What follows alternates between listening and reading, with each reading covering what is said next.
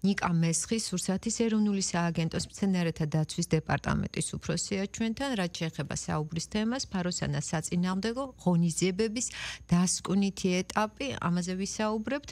ფაროსანას წინააღმდეგ ბრძოლის ღონისძიებები დასასრულს უახლოვდება, როგორ შესრულდა წლევანდელი პროგრამა, ასევე რა შედეგები დაფიქსირდა, რას გეგმავენ სამომავლოდ სპეციალისტები.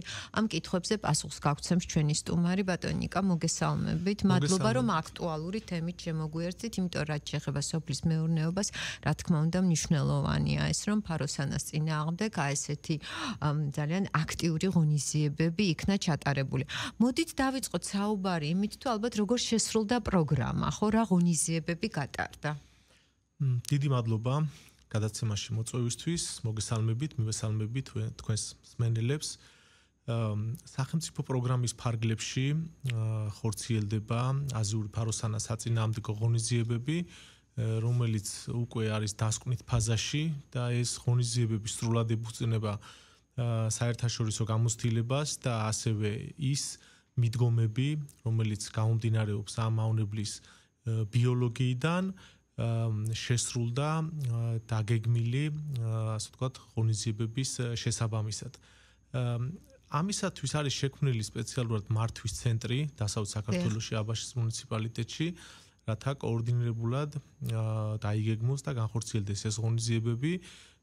ჩვენ აქტიური თანამშრომლობა გვაქვს ღონისძიების ყველა ეტაპზე, როგორც დაგეგმვის, ასევე განხორციელების ადგილობრივ თვითმმართველობებთან და მათთან ერთად კოორდინაციით ეს სამუშაოები ხორციელდება. ეხლა ეს რა სამუშაოებს მოიცავს? ეს არის პირველი რომ ეს არის ცოცხალი მავნე მწერი და უნდა განისაზღვროს პირველ რიგში მისი გამოსვლის, გავრცელების, რიცხოვნობის არეალი და ამისთვის გამოიყენება სპეციალური მონიტორინგის სისტემები და მთელი ქვეყნის მასშტაბით 8000-ზე მეტი ესეთი მონიტორინგის სისტემა მონტაჟდება და ჩვენი სპეციალისტები ყოველდღიურ რეჟიმში ამ მონიტორინგის სისტემებზე ახდენენ დაკვირვებებს და სადაც არის მავნებლის მაღალი რიცხოვნობა, იქ ტარდება შესაბამისი ღონისძიებები. ეხლა ეს ღონისძიებები რას მოიცავს?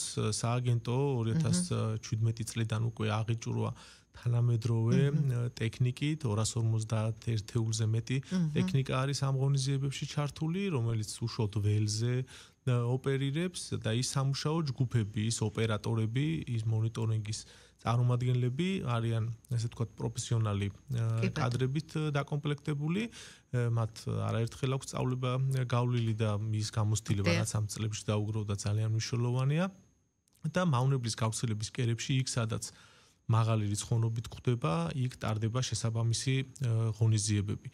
და ამ ღონისძიებების შედეგად მთავარი მიზანი არის, რომ დაცული იყოს სასოფლო-სამეურნეო სავარგულები და მავნებელი, როდესაც საუბრობთ, რომ ეს აზიანებს 300-ზე მეტი სახეობის მცენარეს, როგორც სატყეო მცენარებს, ასევე დეკორატიულ და სასოფლო-სამეურნეო კულტურებს, მისი გავრცელების არეალი შეიძლება იყოს ყველგან და საქართველოში ესეთი ბუნებრივი პირობებიდან გამომდინარე, ჩვენი კლიმატიდან და მრავალფეროვანი კლიმატიდან გამომდინარე შესანიშნავად გრძნობს თავს და ის მცენარეული საფარი, რაც ჩვენთან არის გავრცელებული, მისთვის ძალიან, ასე ვთქვათ, ესეთ საყვარელი მასპინძელი მცენარეებია. კარგი საკვებია. აუცილებელია ზუსტად მის წინააღმდეგ ესეთი ღონისძიებები გატარდეს და სახელმწიფო ამ ღონისძიებებს ახორციელებს და აქტიური პერიოდი არის მარტიდან ოქტომბრის პერიოდი. ეს არის ის მწერის ბიოლოგიურად აქტიური პერიოდი, როდესაც არის ბუნებაში და არის მაღალი აქტივობა. ბატონი ნიკა, და რაც შეეხება აი შეწამული სამუშაოებს, რამდენად რთულია, რამდენ რესურსს მოითხოვს ეს პროცესი და ანუ თავად დავუშვათ, აი ხანგრძლივობა თქვენ აღნიშნეთ მარტიდან ოქტომბრამდე, მაგრამ აი პირველივე შედეგი რა პერიოდში დგება, როდესაც უკვე თუნდაც მოსახლეობა გრძნობს შვებას, იმიტომ რომ ფაროსანა ასევე თვითონ ხო აი ფანჯრებზეც დავუშვათ, ფანჯრის რაფებზეც, ფარდებზეც შეუნიშნავთ და მოსახლეობა ვიდეოებით ვრცელდება როგორ ებძვის და არა მარტო ჩვენს რეალობაში, ხო, მთელს მსოფლიოში.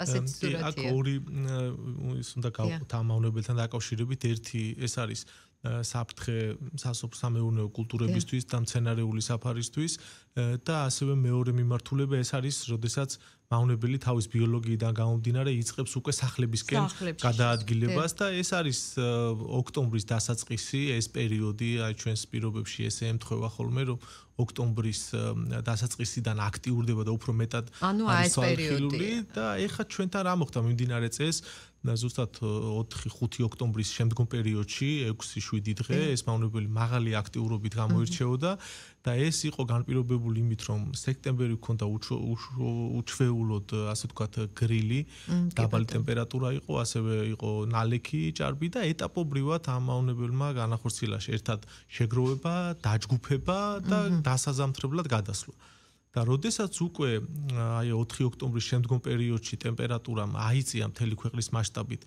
ზოგ ადგილებზე 28-29 გრადუს ცელსიუსი იყო გამოიწვია მავნებლის ხელახალი გააქტიურება და ეს იყო თვალით ხილული მოსახლეობისთვის და შემაწუხებელი აქვს ახლა ამას რა თქმა უნდა შემაწუხებელი სოციალური ეფექტი თუმცა იმ ღონისძიებებს რაც უნდა გატარდეს სახლის პირობებში და მოსახლეობის მიერ აქვს ძალიან დიდი მნიშვნელობა და გადამწყვეტი მნიშვნელობას კი, რადგან ერთი განადგურებული მავნებელი მომდევნო სეზონზე უდრის 30,000-ზე მეტ განადგურებულ მავნებელს, ამიტომ მნიშვნელოვანია ეს ჩართულობა იყოს, ასე ვთქვათ, ჩვენი მოსახლეობის მხრიდან და ან კიდევ ერთხელ გავიმეორებ, რომ ის მიზანი რაც იყო ჩვენი პროგრამის, რომ დაცული იყოს სასოფლო-სამეურნეო კულტურები და 300-ზე მეტი მასპინძელი მცენარეა და ისეთი კულტურები, როგორიც ჩვენთვის როგორც შიდა წარმოებისთვის ასევე საექსპორტოდ არის განკუთვნილი ეს არის დაცული და ზიანი არის თავიდან აცილებული რომ ეს კულტურები არ დაგვიზიანა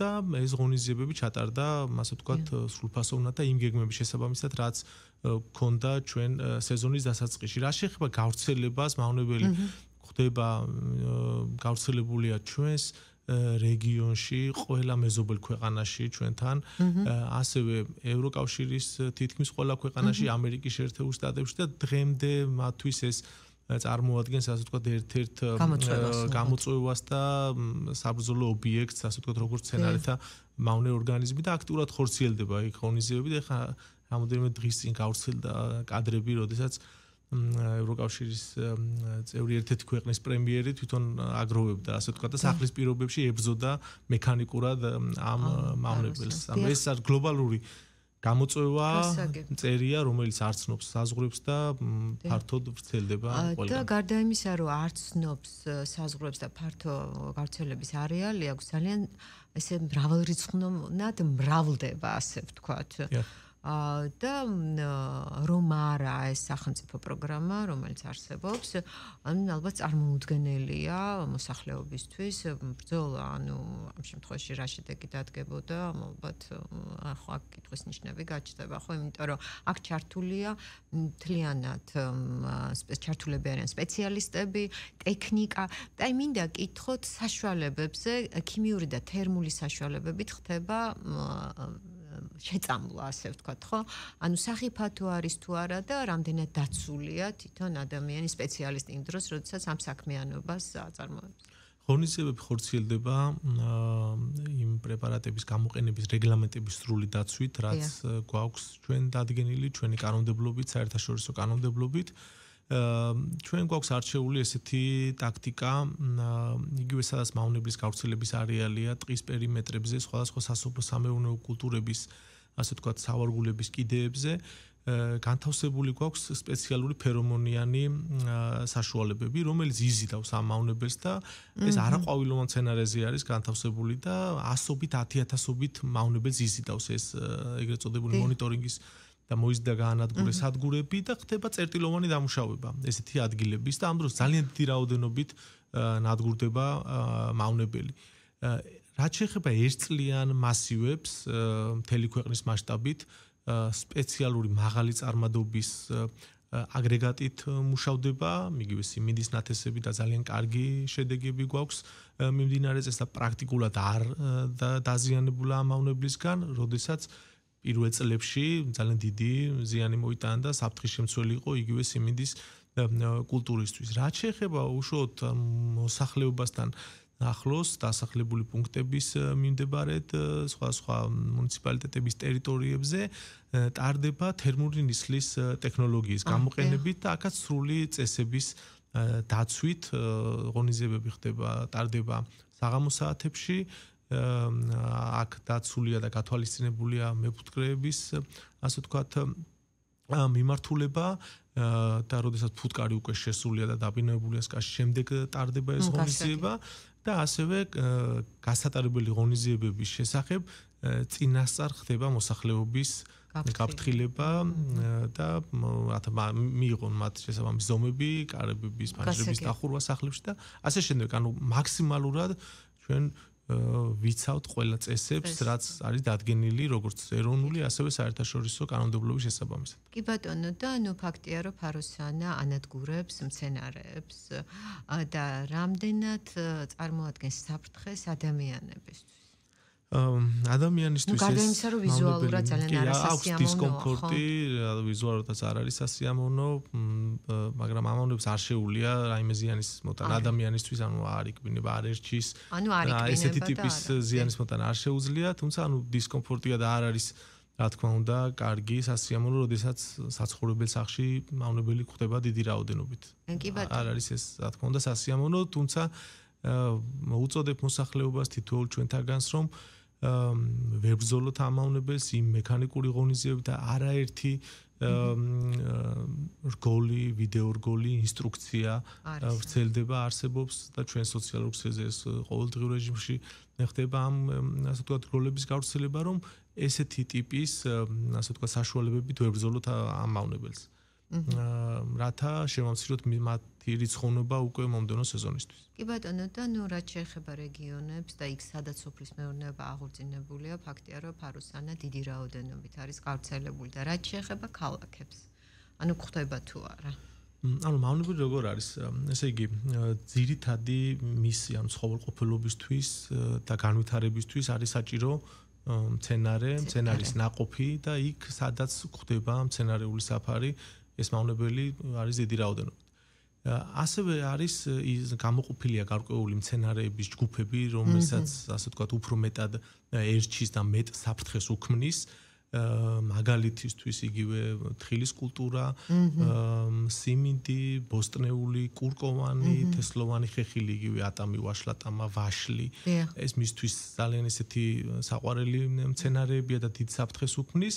თუმცა რაც აღნიშნე ეს კულტურები როგორც შიდა მოხმარების ასევე საექსპორტოდ განკუთვნილი პროდუქცია და დიდი რაოდენობით ასე ვთქვათ ექსპორტიდან მიღებული თანხა არის ჩვენს ქვეყანაში შემოსული ზუსტად ამ კულტურების და ამ გატარებული ღონისძიებების შედეგად ამ მცენარეულ ასე ვთქვათ კულტურებს ზიანი არ მიადგათ, არ დაზიანებულა ეს მცენარეული ასე ვთქვათ პროდუქცია იმ გატარებული ღონისძიების შედეგად, რომელსაც როგორც სახელმწიფო, ასევე ფერმერი ახორციელებს.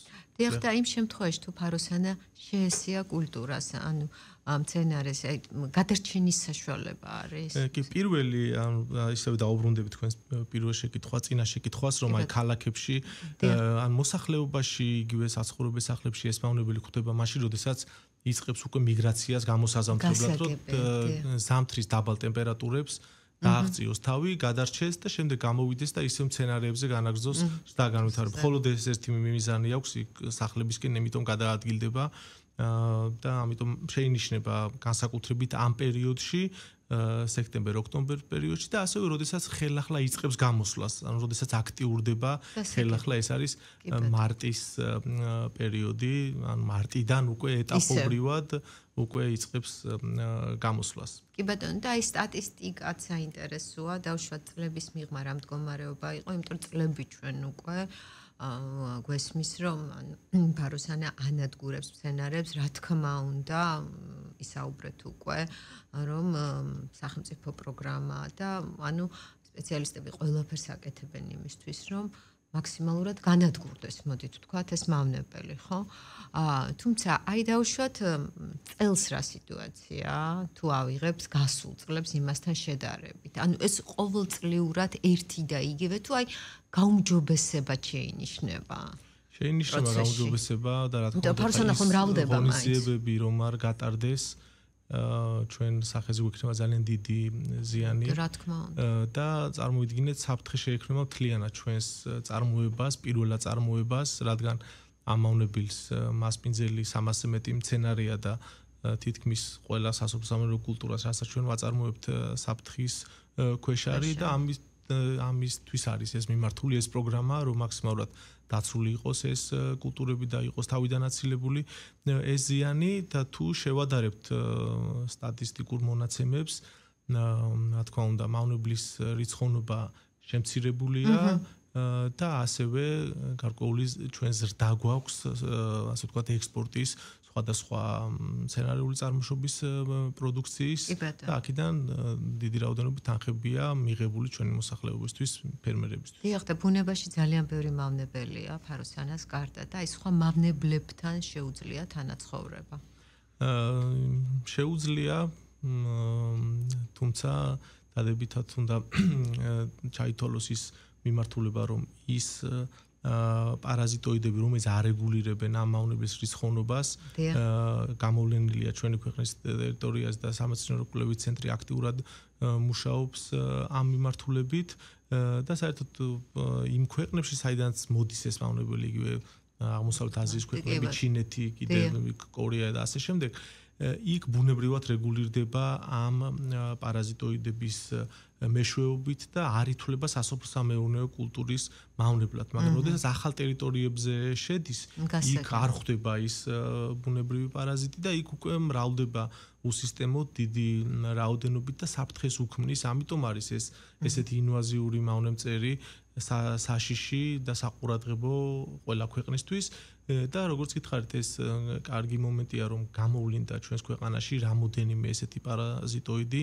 რომელიც ეფექტურად ებრძვის ბუნებაში ამ მავნებელს და კიდევ დამატებითი კვლევები ამასთან დაკავშირებით მიმდინარეობს ქვეყანაში. კი ბატონო, და როგორ ხდება შემოსვლა ფაროსანას? ანუ გავრცელების გზა სხვადასხვა შეიძლება იყოს, თუმცა გამომდინარე იქიდან, რომ ჩვენ სახმელეთო საზღვარი გვაქვს რამოდენიმე ქვეყანასთან, ამ მავნებელს შეუძლია ფრენით გადაადგილდეს ათეულობით კილომეტრს ფრენს და შეუძლია ერთი ქვეყნიდან გადავიდეს მეორეში, მეორედან მესამეში და ასე შემდეგ. ამიტომ არის ფართო გავრცელების არეალი. შეიძლება გავრცელდეს, ასევე სატრანსპორტო საშუალებებით იგივე კონტეინერებით სატვირთო, აი ამას მოყვება ერთ ფაქტს ვიტყვი.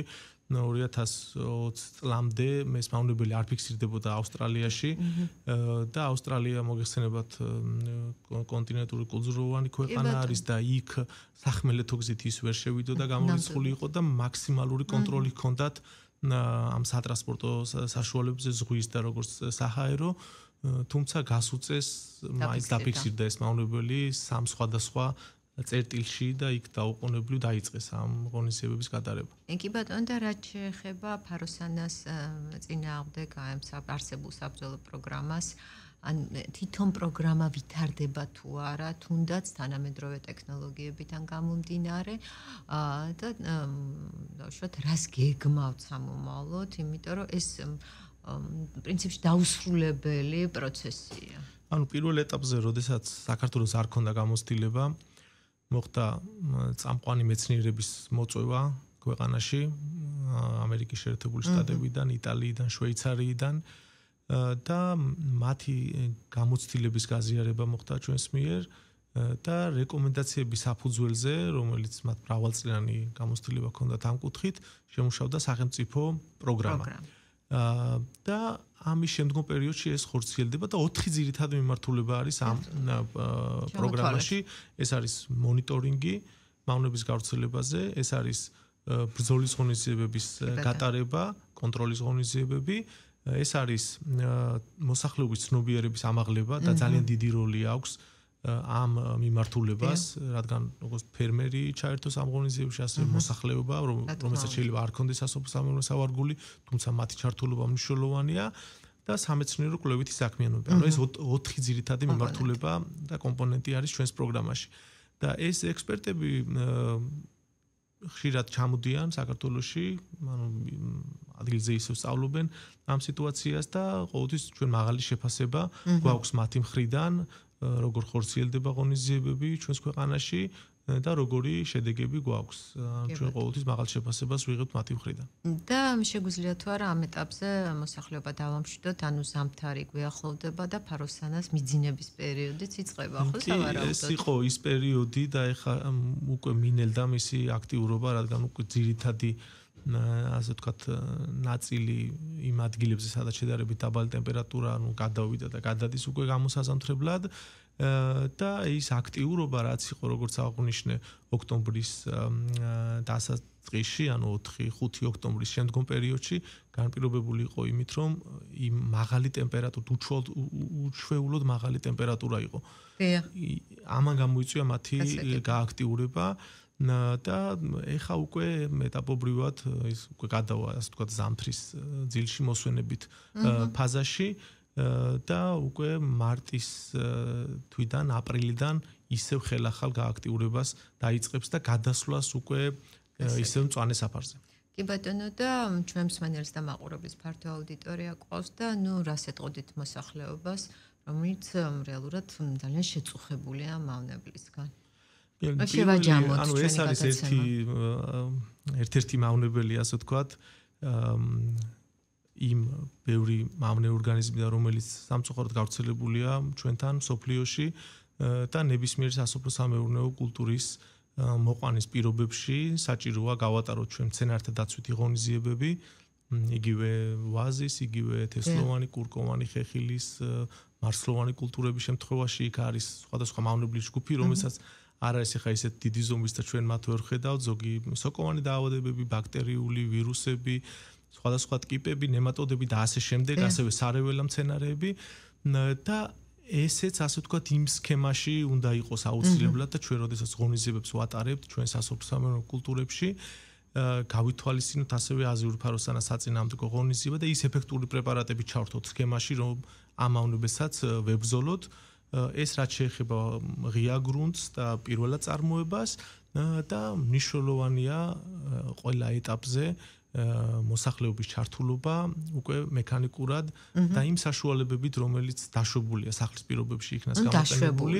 კი არის რამოდენიმე, ასე ვთქვათ, ისეთი პრეპარატი, რომელიც ჯანდაცვის სამინისტროს მიერ არის ასე ვთქვათ, ავტორიზებული, შეიძლება მისი გამოყენება სახლის პირობებში და ესეთი საშუალებებით ვებრძოლოთ ამ მავნებელს და ამით ერთობლივი ღონისძიებები და ჩვენი სლოგანი წლების განმავლობაში არის ერთად ვებრძოლოთ აზიურ ფაროსანას და მნიშვნელოვანია თითოეული ჩვენთაგანის როლი და ჩართულობა ამ პროცესში. ასევე ჩვენთან ერთიანი ცხელი ხაზი არსებობს 1501, სადაც დაინტერესებული მოქალაქეები ირეკავენ და ჩვენ ამ თითოეულ ზარზე ვახდენთ რეაგირებას. კარგით, რამეს ხომ არ დაამატებდით? მე მგონი ამ უწურავი ინფორმაცია მივაწოდეთ ჩვენს მსმენელს და მაყურებელს.